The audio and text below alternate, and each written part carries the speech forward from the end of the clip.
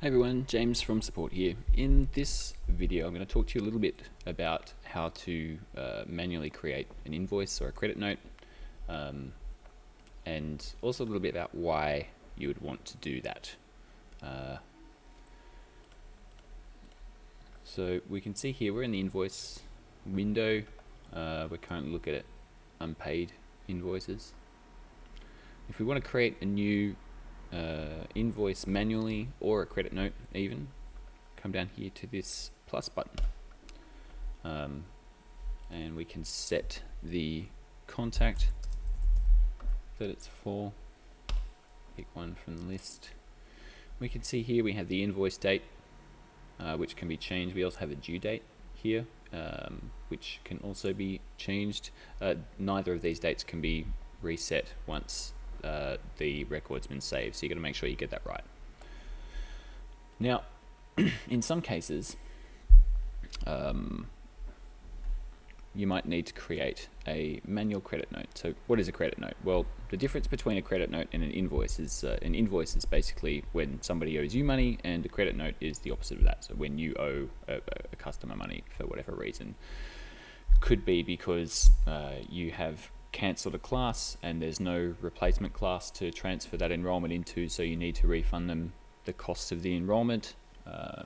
It could be because there's been a mistake, someone's made a mistake somewhere, and you need to clear an errant amount of an invoice or something along those lines. So there's plenty of reasons as to why you'd want to create a manual invoice or a manual credit note, and there's not really much difference between the two when it comes to creating them. So what you do is, we've created our new record here, we've added an invoice line, and you just need to set a title. So whatever this is for, let's say it's for correcting an issue with invoice, I don't know, 1, 2, 3, 4. And I can come down here, I can add other things here. I can add a description if I need to, if I want to add some more detail.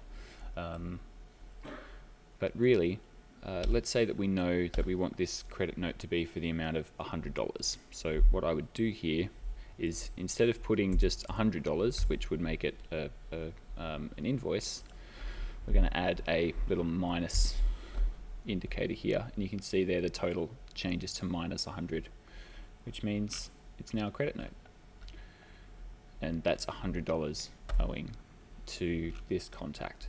And we'll hit save, and if we go into, we'll change our core filter here, and we'll go to credit notes, and we can see here that this is our credit note that we've just created. So there's $100 still owing on it.